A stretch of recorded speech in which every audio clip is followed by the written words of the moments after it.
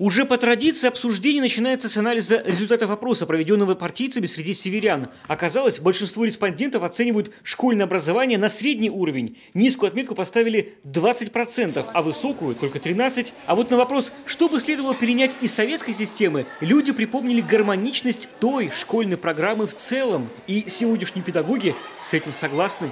Наше физико-математическое образование времен Советского Союза было лучшим в мире. Никто не оспаривает. И в Москве, в Кирове, в Казани, с кем не общаюсь, с коллегами из других стран, признают, ребята говорят, что же вы отходите от своих традиций? Мы у вас учимся, учились. Результаты международных олимпиад по математике говорят о чем? Мощно поднялись страны Юго-Восточной Азии, Сингапур, Вьетнам, Китай, Южная Корея. Почему? Они на наших традициях учатся, а мы от истоков отходим. И это беда. Вопрос изучения коми-языка стал одним из ключевых на встрече, и тут мнения разделились. Родители вроде бы не против поддержки этнокультурной составляющей, но только не в принудительной форме. За изучение, но факультативное. Школьники же вообще предложили пересмотреть программу и соединить уроки коми-языка, например, с краеведением.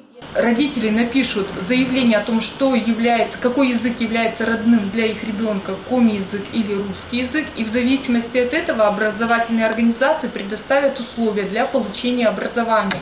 И коми-язык будет изучаться дальше в разных вариантах, либо как учебный предмет, либо как факультатив. Это будет в зависимости от выбора родителей обучающихся. Такой переход планируется полностью осуществить с 1 января 2018 года.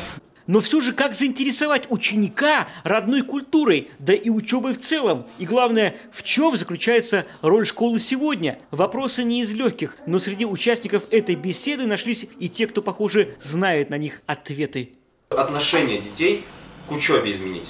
Нужно изменить их отношение к образованию, отношение к работе в обществе, вообще к любому, к общей эрудиции, то есть, что мне, допустим, этот предмет не интересен, математика та же, да, я ее не понимаю, я не буду в ней развиваться, да, все, мне это не интересно, на парах я буду сидеть в телефоне, там, общаться с друзьями и все. Нет, математика, как и большинство предметов, развивает, мозг, да, просто, и вот эти механизмы, которые ты приобретешь, изучая математику, ты сможешь их потом адаптировать на другие сферы жизни. Вместе с тем, погружение в разные направления полезно и для того, чтобы к старшим классам уже определиться и правильно выбрать дальнейшее образовательное учреждение. И усиление профориентационных мероприятий здесь, конечно, тоже сыграет на руку. Система профессионального образования, это и среднего профессионального, и высшего в республике, одна из лучших в России. Уровень подготовки там. Вот я вам это гарантирую, я знаю все учебные заведения. Но ребята уезжают. Уезжают не потому, что здесь плохо преподают. Им хочется центральные... Вы сразу о заработках. Сначала они туда едут учиться. Им хочется от семьи, от романтика, так же, как ребята сюда приезжают там, из районов, наши уезжают туда. Так вот я говорю, да в конце концов, сегодня уровень подготовки такой в школах республики, что практически все, куда хотят, центральные вузы, поступают.